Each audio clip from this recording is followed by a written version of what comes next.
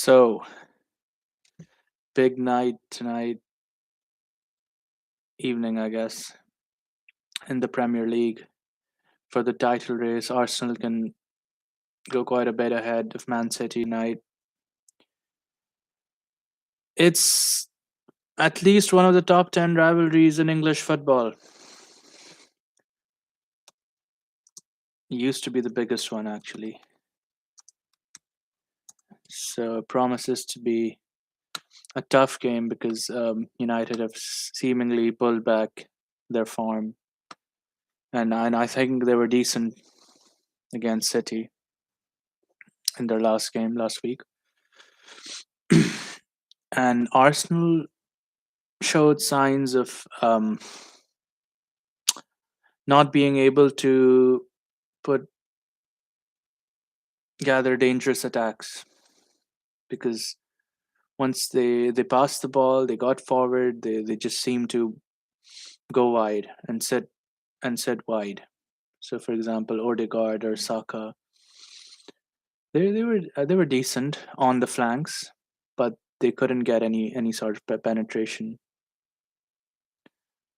So all this to say that, not saying Arsenal are in bad form, but they have to prove that they're Premier League winning material, and they might just win anyway without becoming the Liverpool of this season.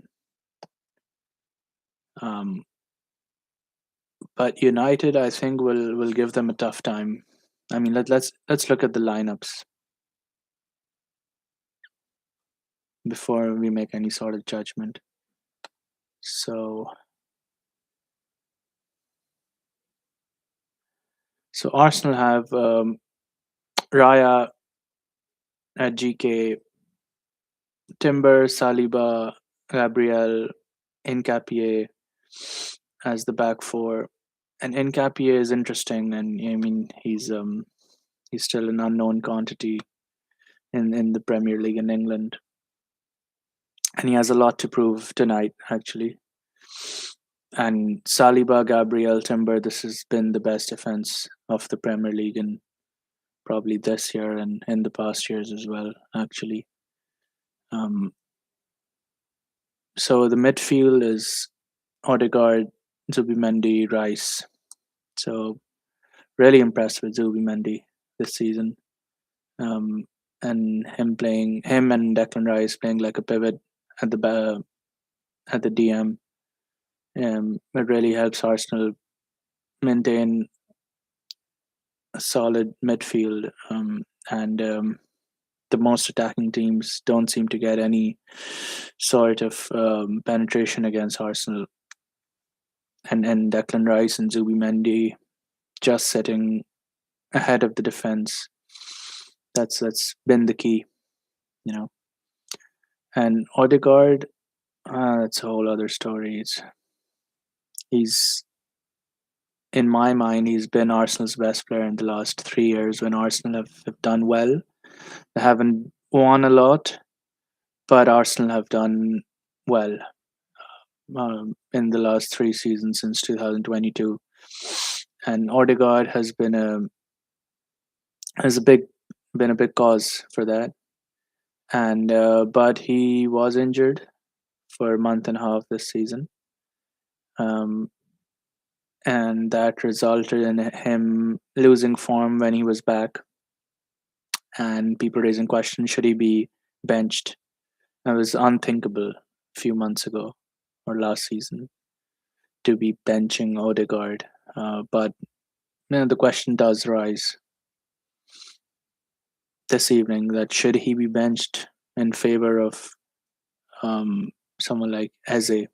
I think as Eze should play as attacking midfielder slash wide midfielder, just behind Saka, just behind Jesus.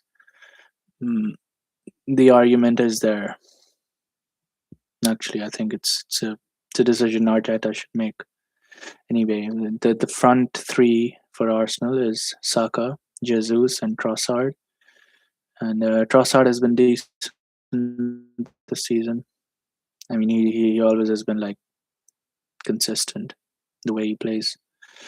Jesus has again come back after a very long period of time from injury, and he's never been a through and through number 9 goal scoring machine or anything. But he does have a lot of skill on the ball. So if you try to play him as a false 9, sort of like a slow false 9, he does well. Um, he does well, and Arsenal could do with a false 9. And then there's Saka, who was, I guess, he's fallen off these past few months, this season actually. I mean, Arsenal have been winning like crazy. There's no doubt about that. But Saka, who used to be Arsenal's best or second best player in the past seasons, doesn't create a lot of danger, to be honest. I mean, he has scored decent goals this season. Don't get me wrong, but again, I'm not 100% impressed with Saka this season. Moving on to United. Um, hold on. So they're not playing Cunha, okay? Because Cunha hasn't featured in Carrick's game as a starter. So not playing Cunha, it's a big decision. Again, probably not the best one in my eyes. He's been the outright best player for United this season in my eyes. So he plays Lamens as a as the goalkeeper, and then you have Dallo, Maguire, Martinez, and Shaw. And I think all four of them have a lot to prove because they've all created doubts this season and in the past season as well. So Maguire, he does have decent games sometimes, but again, it's a consistency issue. It's He's more prone to errors than probably anyone in the United squad. Dallo is can be a little bit slow for a fullback, but he's very skilled. He has a Brazilian technical brain. So, but again, consistency is an issue with him. Then Lissandro Martinez, he's a mixed bag. He's very talented, but again, consistency. He he is sometimes complacent. You know, does to be honest, United would be looking for better options for both centre backs next season. And then there's Luke Shaw, whose best days are probably behind him, and what he does have is a lot of experience and technical ability. But again, he's not as fast as he was 5 years ago, 6 years ago. So that's Luke Shaw. It's again the outlook for United's defense is a mixed bag. It's inconsistent, so I won't be making any predictions if United's going to struggle at the back or not.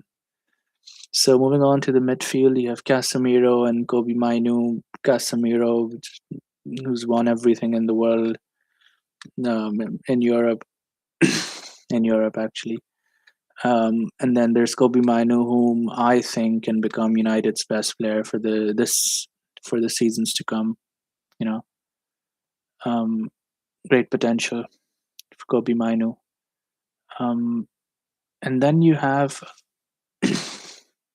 Diallo, Amad Diallo, Fernandez, and Dorgu as the forwards and attacking midfielder. Fernandez, who's again, consistency is an issue with him. Sometimes goes forward when nobody else is going forward, and that can ruin the midfield at times. And then, but at the same time, he's been excellent in the past few games. He was brilliant in the last game against City. We all saw that, so that there's no doubt that he should be as attacking midfielder. Nobody else would get his role for the time being. And then there's Dorgu, who's okay. He's a mid player in my eyes. I don't see much about him. so I'm not going to go too harsh on the criticism. And moving on, there's Mbuemo, who again shows a lot of stamina and speed and agility, and he's decent on the ball. But is he an out and out striker? I don't know. I don't know about that. Maybe as a forward on the right hand side.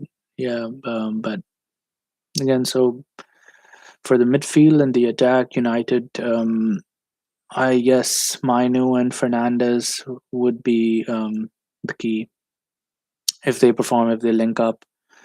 If they link up with Mbuemo, United might score a goal or two. But on paper, Arsenal are way better. But football is not one on paper, and I'm surprised actually that Marino is not playing. That they choose to go with Jesus as a striker rather than playing Marino as a false nine. That's interesting. I would have preferred Marino, and I would have preferred Eze in the midfield. And Martinelli would be brought on as the game progresses after the 1 hour mark. And I'm really surprised that Cunha doesn't get to play. And then you'll have Sheshko coming on probably in the second half as well. So on whole, if you want a prediction out of me, I would say that Arsenal win this comfortably, and United might score once.